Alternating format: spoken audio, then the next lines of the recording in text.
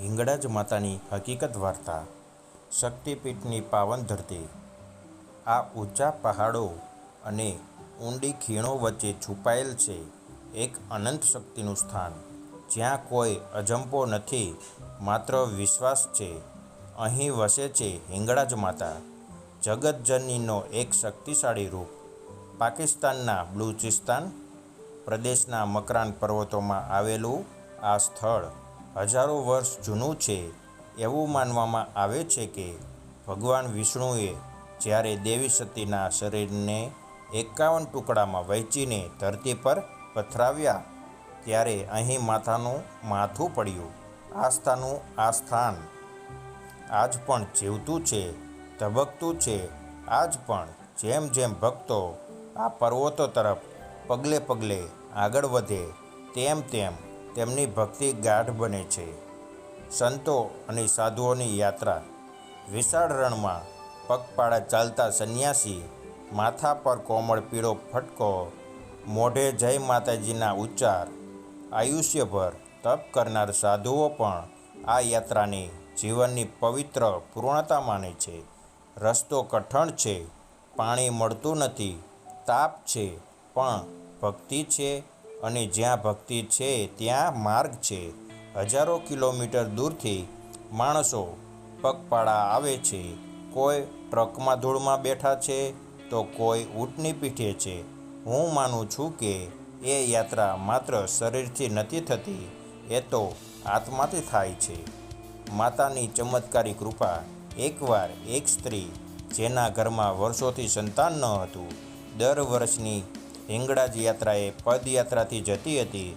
વર્ષો સુધી કંઈ ન બદલાયું। એક દિવસ યાત્રા દરમિયાન તે રડી પડેલી, જય માતાજી બોલીને જમીન પર પડી ગઈ। રાત્રે તેને સ્વપ્ન આવ્યું કે મારા પર ભરોસો રાખ, તું શૂન્ય નથી। તે વર્ષ પછી તે સ્ત્રીને પુત્ર રતન મળ્યું। માતા હંમેશા જાગતી હોય છે, માત્ર ભક્તિ હોવી જોઈએ। ભારતીય હિંગળાજ મંદિર અને ભક્તોનો પ્રેમ। ભક્તિ એ સરહદ નથી જોતી। પાકિસ્તાન જઈ શકતા નહીં રહ્યા ત્યારે ભારતમાં અનેક ભક્તોએ માતાનું સ્થાન ઊભું કર્યું। અમદાવાદના બાપુનગરમાં, કચ્છના નખત્રાણા નજીક અને મુંબઈના બોરીવલીમાં આજ પણ હિંગળાજ માતાનું મંદિર છે, જ્યાં દરરોજ આરતી થાય છે, પ્રસાદ બને છે। એકવાર અમદાવાદના ભક્ત હસુમતીબેન કહે છે, હું ત્યાં ગયેલી નહીં, પણ અહીંયા પણ હું એમ જ અનુભવું છું કે હિંગળાજ માતા મારા થાપા પર બેઠી છે। ભય અને આશાની વચ્ચે ચમત્કાર। એક યુવક બલુચિસ્તાનના પર્વતોમાં ગુમ થયો। 3 દિવસ પાણી વગર જીવતો રહ્યો।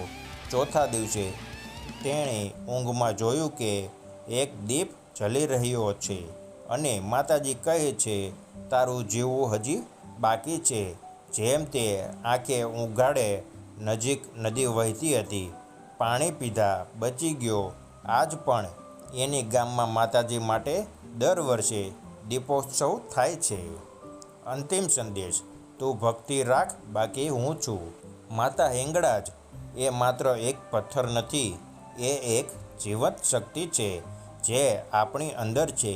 કેટલાય ભક્તો કહે છે કે માતાજી સ્વપ્નમાં આવે છે, કેટલાય કહે છે કે કંઈક અનોખું પ્રકાશ અનુભવે છે। આજ આપણે ભલે ટેકનોલોજીથી જોડાયા હોઈએ, પણ આપણું મન એ આજ પણ ભક્તિથી જીવે છે, અને જ્યાં ભક્તિ છે ત્યાં માતા હિંગળાજ છે। જય હિંગળાજ માતાજી। તમને આ વિડીયો મારો સારો લાગ્યો હોય તો લાઈક કરજો, શેર કરજો અને સબસ્ક્રાઈબ કરજો। જય હિંગળાજ માતાજી।